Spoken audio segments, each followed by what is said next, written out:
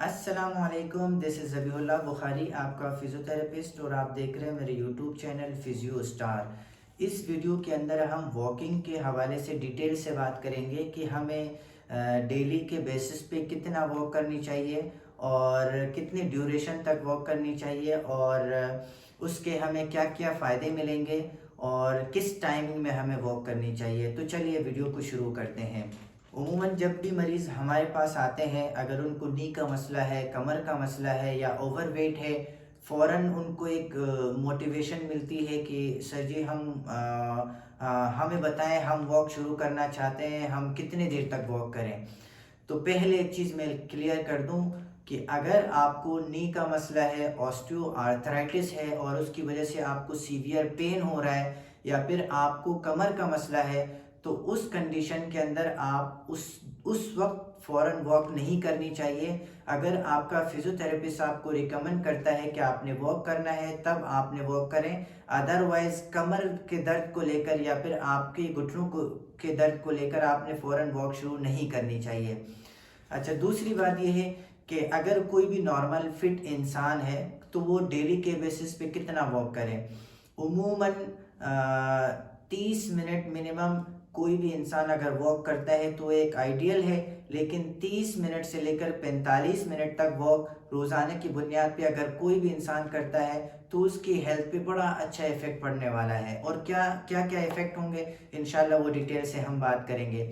अगर स्टेप्स के अंदर बात करें, कोई भी शख्स जो आइडियली वॉक करना चाहता है, पर डे के हिसाब से 10,000 स्टेप्स वॉक करना लाजमी है। वो वॉक भी हो सकती है या ब्रिस्क वॉक भी हो सकती है। अच्छा, तो 10,000 अगर हम स्टेप्स लेते हैं तो पर 20 स्टेप्स जो है ना हमारे 1 कैलोरीज बर्न होता है। और अगर 10,000 जो है वो स्टेप्स को हम कन्वर्ट करते हैं तो डेली की बेसिस पे 500 से 600 कैलोरीज बर्न होता है, जिससे हमारे वेट की रिडक्शन के ऊपर काफ़ी हेल्प हो सकता है।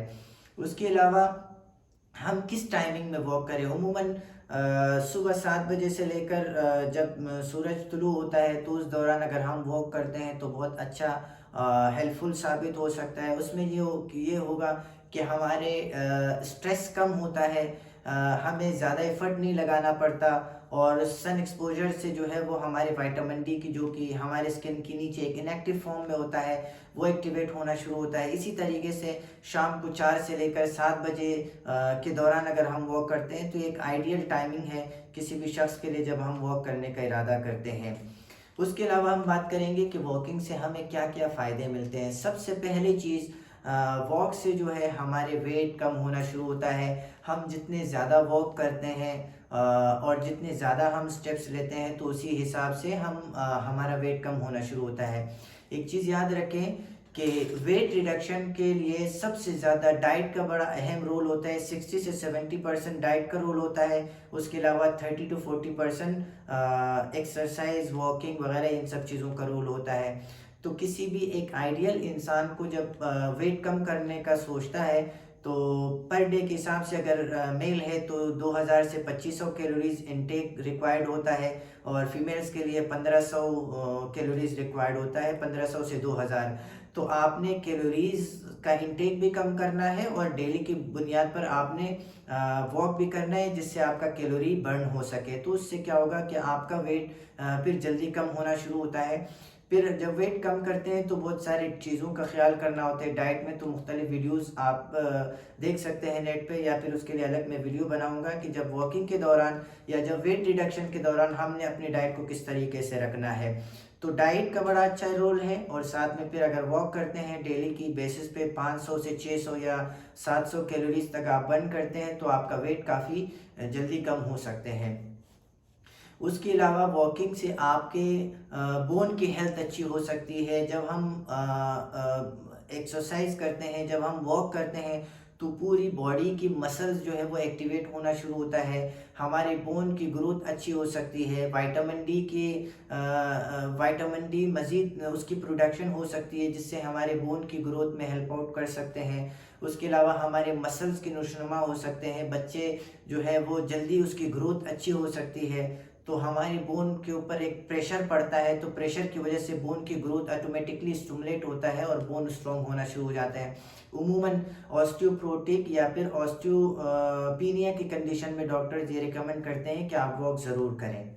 उसके अलावा वॉकिंग से हमारे स्ट्रेस कम हो सकता है, डिप्रेशन कम हो सकती है। जब हम वॉक करते हैं तो बॉडी में ब्रेन से बहुत सारे ऐसे हार्मोन्स सिक्रीट होता है जिससे हमारी डिप्रेशन, हमारे स्ट्रेस, हमारे एंजाइटी इन चीज़ों को कम करने में हेल्प कर सकते हैं। उसके अलावा वॉकिंग से हमारे लंग कैपेसिटी, यानी जब हम वॉक करते हैं तो हम ज़ाहिर है जल्दी जल्दी ब्रीथ लेते हैं, जल्दी जल्दी, तो उससे क्या होगा कि हमारे जो लंग कैपेसिटी है वो और स्ट्रॉन्ग होता है और मज़ीद बढ़ सकता है। तो ज़ाहिर है किसी भी बीमारी से लड़ने की सलाहियत भी बढ़ सकती है, इम्यूनिटी स्ट्रॉन्ग होता है। उसके अलावा जब हम वॉक करते हैं तो ब्लड शुगर रेगुलेट होना शुरू हो जाता है। अगर बॉडी के अंदर इंसुलिन कम उसके अंदर प्रोडक्शन हो रही होती है तो वो बूस्टअप होता है, तो उससे बॉडी के अंदर इंसुलिन की रेगुलेशन होती है और जिससे हमारी बॉडी में वेट कम होना, वेट का बढ़ना और दूसरे मसले मसाइल काफ़ी हद तक उसके चांसेस, उसके ख़तरात कम हो सकता है।